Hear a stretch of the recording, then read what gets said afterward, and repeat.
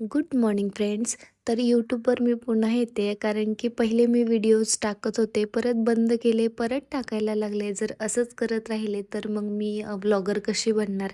तर म्हटलं चला आज पुन्हा एकदा नवीन सुरुवात करूयात. तर सकाळ सकाळची धावपळ तर चाललेलीच होती माझी. इकडे रमाबाळ पण माझा पाय काय सोडेना.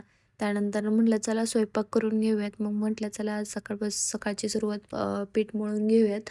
तर एकीकडे मी पाणी तापवायला ठेवलं होतं अंघोळीसाठी आणि पीठ पण मळून घेतलं. तर इकडे रमा तर बघा माझा अजिबातच पिच्छा सोडत नव्हती. उठली की तशी तिला मीच हवी असते समोर आणि तिला मी काही काम केलेलं अजिबात आवडत नाही. तिला असं वाटतं मी तिच्यापाशी बसून राहावं कंटिन्युअसली. तर तिला मी केळी खायला दिलं होतं, तर मॅडमने ते पण फेकून दिलं. त्यानंतर म्हटलं चला आता हिला अंघोळ वगैरे घालून घेते. तर तिला अंघोळ वगैरे घालून फ्रेश वगैरे करून घेतलं. तर रमाबाळ बघा स्वतःच पावडर लावायला शिकते आता. मी पावडर घेतली की तिला पण लावायची असते आणि ती दुसऱ्या गालाला लावूनच घेते. तर बघा इकडे कसं तोंड भरवून ठेवलं होतं तिने पावडर वगैरे लावून. तर त्यानंतर म्हटलं चला आता चपाती करून घेऊयात राहिलेल्या.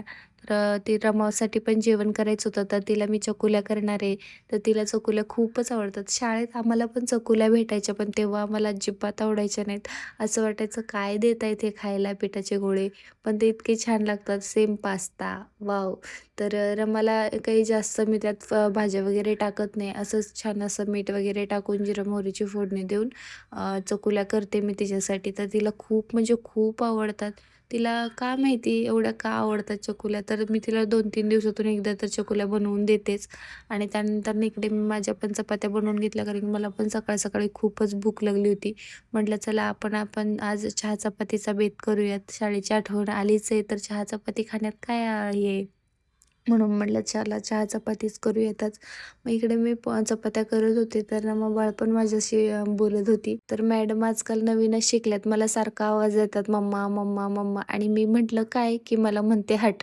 तर हे नवीनच शिकलेले. आमच्यात तर कोणीच हट वगैरे असं बोलत नाही, पण ती स्वतःच्याच मनाने शिकलेली. मुलांचं असंच असतं मनातून ते वेगवेगळं काही शिकतच असतात. पण सगळंच असं असतं की ते आपण शिकवतो. ते स्वतः पण मनाने शिकायला लागतात.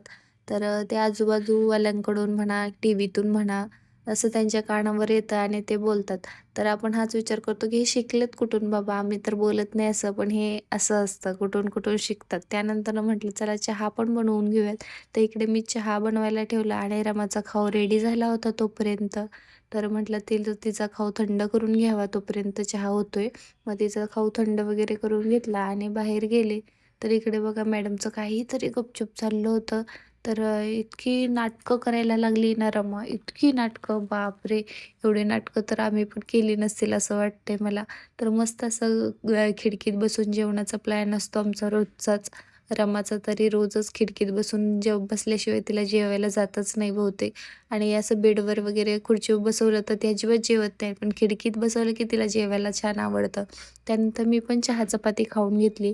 संध्याकाळी आम्ही बाहेर गेलो होतो, म्हणजे मी जॉबवरून येत होते रिटर्न. तर बघा इकडे इतकं छान सजवलं होतं 15 ऑगस्टचं. तर भेटू आपण पुढच्या व्लॉगमध्ये. माझा व्लॉग कसा वाटला मला कमेंटमध्ये नक्की सांगा. Okay, bye guys.